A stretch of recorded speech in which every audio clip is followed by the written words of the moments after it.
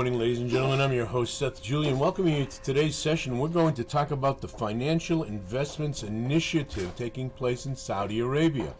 This is sort of dubbed Davos in the desert because they talk about the same kind of gibberish they do at Davos, humanoid relations and development of humankind and all that stuff.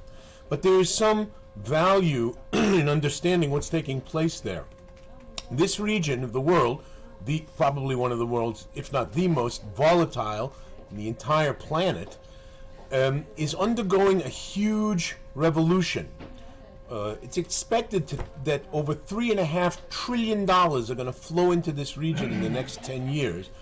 And they have an enormous challenge in these oil and gas rich countries because the window for hydrocarbon production is closing.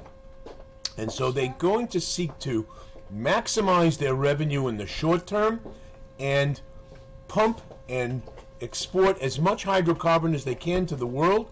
And they're very well positioned to do it because Russia's giant hydrocarbon production has switched to the east. They are supplying China and India at the moment at a deep discount, of course, and they have cut their supplies off to the west, specifically Europe. And Saudi Arabia and Qatar, principally, among others, are going to fill that gap with their hydrocarbons. And so what I want to do is take a quick walk around the Gulf markets and how we can possibly benefit from this. The Tadawul, of course, is faring fairly well, relatively, to other stock markets in the world, although it's down like other markets are in the world.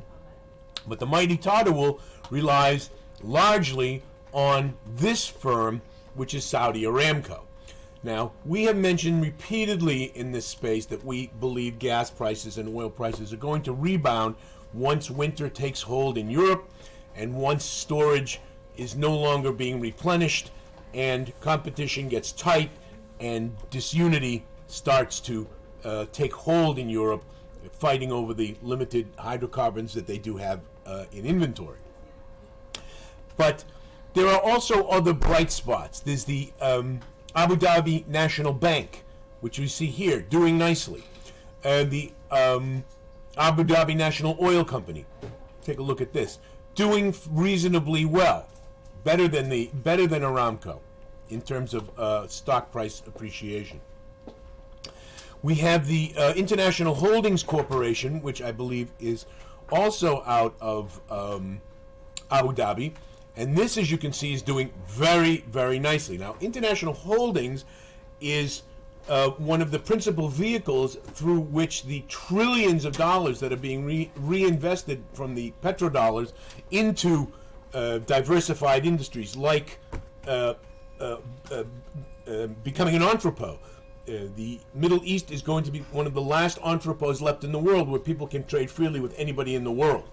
And that is one of the objectives, the strategic diversification objectives that the Middle Eastern countries are taking, particularly in the Gulf, where people can trade, nations can trade, blocks can trade freely in a low tax environment around the world. So there are bright spots, though we do mention that Aramco is falling. The First Abu Dhabi Bank is a good shorting position, because they're heavily invested in the energy sector. But writ large, there are a lot of opportunities here, ladies and gentlemen. The Gulf countries, the Middle East is going to see a rebirth if they don't run into trouble. And remember, it's volatile for good reasons. The last time we had a huge influx of cash into the Middle East in the 1970s, tremendous amount of armaments were bought. And that led to a lot of difficulty. The Iran-Iraq War, to mention just one. But there are bright spots. Again, the Abraham Accords, which bound the Emirates and Abu Dhabi, the Emirates and Qatar to the Zionists in Israel. The Egyptians and the Jordanians and the Iraqis and the Moroccans have been likely to be have been invited to join the Gulf Cooperation Council. And there's a general sense that the region has to unify against the threat of Iran, which could be a good thing. Again, it's a It can go either way. There's a lot of risk here, but the potential is very large. So that's our message for today, ladies and gentlemen. Future investment initiative in Saudi Arabia, and there are a lot of opportunities, and I'll just show them to you one last time. We've got the Tadawul International Holdings, the different banks in the Gulf, and that'll do it for today, ladies and gentlemen. I'm your host, Seth Julian, wishing you all the ability to trade with confidence.